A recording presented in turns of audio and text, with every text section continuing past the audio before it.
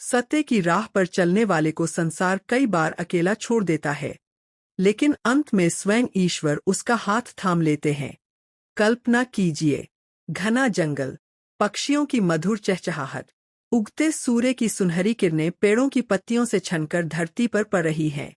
लेकिन इसी शांत वातावरण के बीच नियति एक ऐसी घटना लिख रही थी जो युगों युगों तक सत्य, त्याग और धर्म की मिसाल बन जाएगी। यह कथा है सत्यवादी राजा हरिश्चंद्र की, एक ऐसे राजा की जिसके लिए सत्य केवल एक शब्द नहीं बल्कि जीवन का प्राण था। उनके राज्य में कोई भूखा नहीं सोता था, किसी पर अन्याय नहीं होता था और प्रजा उन्हें पिता समान प्रेम करती थी। लेकिन एक दिन महर्षि विश्वामित्र ने उनके सत्य की परीक्षा लेने का निश्चय किया। राजा ने अपना समस्त राज्य, धन, वैभव और सिंहासन त्याग दिया। देखते ही देखते जो राजा स्वर्ण सिंहासन पर बैठता था, वह साधारण वस्त्र पहनकर पत्नी तारामती और छोटे पुत्र रोहिताश्व के साथ अनजानी राह पर निकल पड़ा। तपती धूप, पैरों में छाले, आंखों में आंसू, फिर भी किसी के मुख से शिकायत का एक शब्द नहीं। छोटा रोहिताश्व अपनी माँ का हाथ पकड़कर मासूमियत से पूछता, माँ, क्या हम फिर कभी अपने महल लौटेंगे?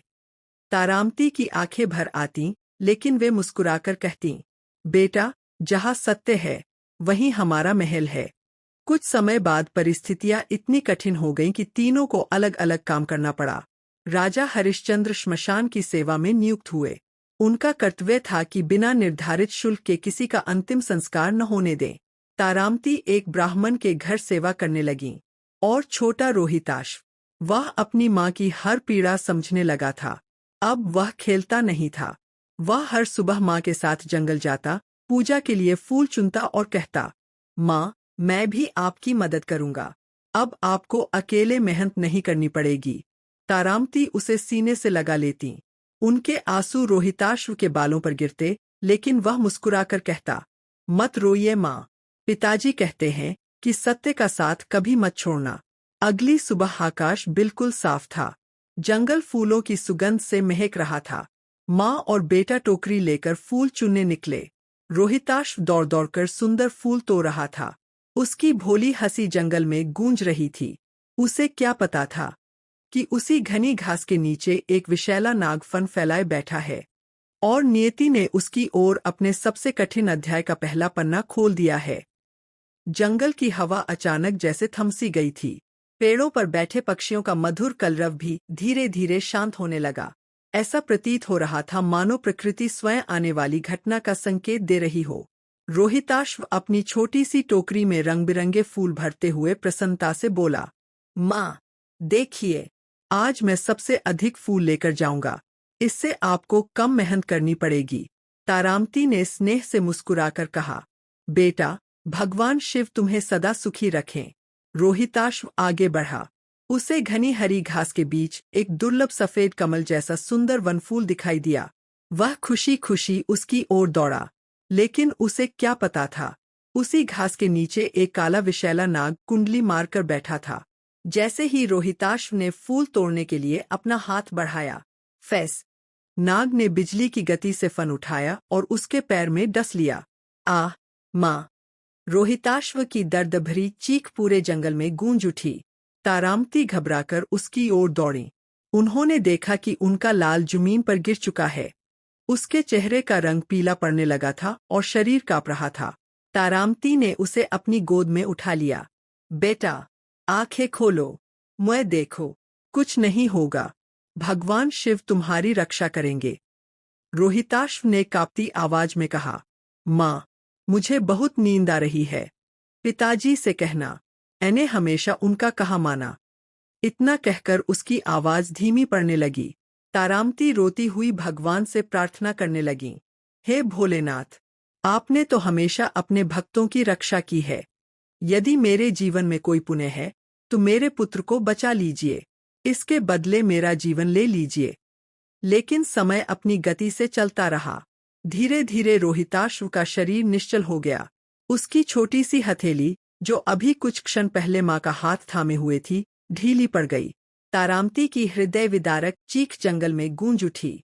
वह अपने पुत्र को सीने से लगाकर फूट फूट कर रोने लगी। उनकी आंखों से आंसुओं की धारा बह रही थी। उन्होंने कांपते हाथों से रोहिताश्व के माथे को चूमा और बोली, बेटा, उठो, देखो, तुम्हारी माँ तुम्हें पुकार रही है। तुम तो कहते थे कि मुझे कभी अकेला नहीं छोड़ोगे। लेकिन अब कोई उत्तर नहीं था, केवल जंगल की निस्तब्धता और एक माँ का अथाह विलाप। काफी देर तक वे वहीं बैठी रहीं। फिर भारी मन से उन्होंने अपने पुत्र के निर्जीव शरीर को अपनी बाहों में उठाया। कमजोर शरीर, थके हुए कदम, लेकिन माँ का प्रेम किसी भी बोझ से बड़ा होता है। आंखों में आंसू, होंठ पर भगवान का नाम और हृदय में टूटन लिए वे श्मशान की ओर चल पड़ी। उन्हें नहीं पता था कि वहां उनका सामना उसी व्यक्ति से होने वाला है जो उनके जीवन का सबसे बड़ा सहारा था। उनके पति, सत्य के लिए सब कुछ त्याग देने वाले राजा हरिश्चंद्र। और अब नियति उनकी सबसे कठिन परीक्षा लेने वाली थी। सूर्य अस्त होने को था। आकाश लालिमा से भर चुका था। दूर श्मशान में चिताओं की धीमी लपटें जल रही थीं। चारों ओर एक गहरा सन्नाटा पसरा था। केवल हवा की सरसराहट और कभी-कभी सुनाई देने वाली घंटियों की ध्वनि वातावरण को और भी गंभीर बना रही थी।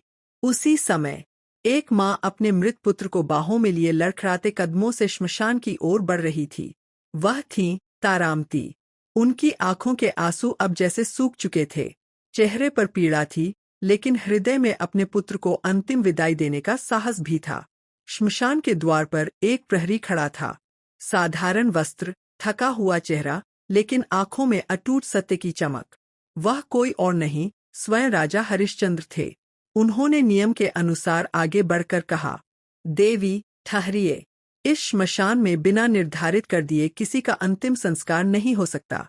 तारामती ने धीरे धीरे अपना चेहरा उठाया। दोनों की नजरें मिलीं।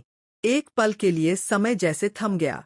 पति ने अपनी पत्नी को पहचान लिया, पत्नी ने अपने पति को पहचान लिया, लेकिन उस क्षण दोनों के बीच केवल रिश्ता नहीं था। एक ओर था पति का प्रेम और दूसरी ओर था धर्म और कर्तव्य। हरिश्चंद्र का गला भर आया। उनकी आंखें नम हो गईं, पर उन्होंने स्वयं को संभाला। कंपित स्वर में बोले, मैं यहाँ सेवक हूँ। मेरे लिए नियम सब पर समान है। यदि मैं अपने परिवार के लिए नियम बदल दूं, तो मेरा सत्य अधूरा हो जाएगा। तारामती की आंखों से फिर आंसू बह निकले। उन्होंने अपने पुत्र के निर्जीव चेहरे को देखा और बोलीं, स्वामी, मेरे पास कुछ भी नहीं है। जो था वह पहले ही छिन गया। अब तो मेरा यह लाल भी चला गया। मैं कर कैसे दूं? हरिश्चंद्र ने सिर झुका लिया। उनका हृदय भीतर से टूट रहा था। एक पिता अपने पुत्र का चेहरा देख रहा था, लेकिन उसे गले तक नहीं लगा सकता था। एक पति अपनी पत्नी के आंसू देख रहा था, लेकिन नियम नहीं तोड़ सकता था। कुछ क्षणों तक पूरा श्मशान मौन रहा। तभी तारामती ने अपनी फटी हुई साड़ी की ओर देखा। उन्होंने कांपते हाथों से उसका आधा हिस्सा फाड़ा और उसे दोनों हाथों से आगे बढ़ाते हुए कहा, मेरे पास देने के लिए यही अंतिम वस्त्र बचा है। इसे ही श्मशान कर मान लीजिए। यह दृश्य इतना मार्मिक था कि मानो स्वयं आकाश भी रो पड़ा। हवा तेज चलने लगी। बादल गरज उठे। देवताओं के हृदय भी द्रवित हो उठे। उसी क्षण आकाश में एक दिव्य प्रकाश प्रकट हुआ। महर्षि विश्वामित्र वहां प्रकट हुए। उनके साथ अनेक देवता भी उपस्थित थे। विश्वामित्र बोले, राजन हरिश्चंद्र, आज तुम्हारे सत्य, धर्म और कर्तव्य की अंतिम परीक्षा पूरी हुई। तुमने अपने पुत्र के दुख और पत्नी के आंसुओं से भी ऊपर सत्य को रखा। ऐसा सत्य दुर्लभ है। देवराज इंद्र आगे बढ़े और बोले, तारामती, तुम्हारे धैर्य और पतिव्रत धर्म ने स्वर्ग तक को झुका दिया है। फिर देवताओं की कृपा से दिव्य अमृत की वर्षा हुई। रोहिताश्व के निर्जीव शरीर में धीरे धीरे प्राण लौटने लगे। उसने आंखें खोलीं और धीमे स्वर में कहा, माँ। तारामती ने उसे अपने सीने से लगा लिया। राजा हरिश्चंद्र की आंखों से वर्षों से रुके आंसू बह निकले। देवताओं ने राजा को उनका राज्य, सम्मान और वैभव वापस लौटा दिया। उस दिन पूरी पृथ्वी ने देखा कि सत्य की राह कठिन अवश्य होती है, लेकिन अंत में विजय उसी की होती है।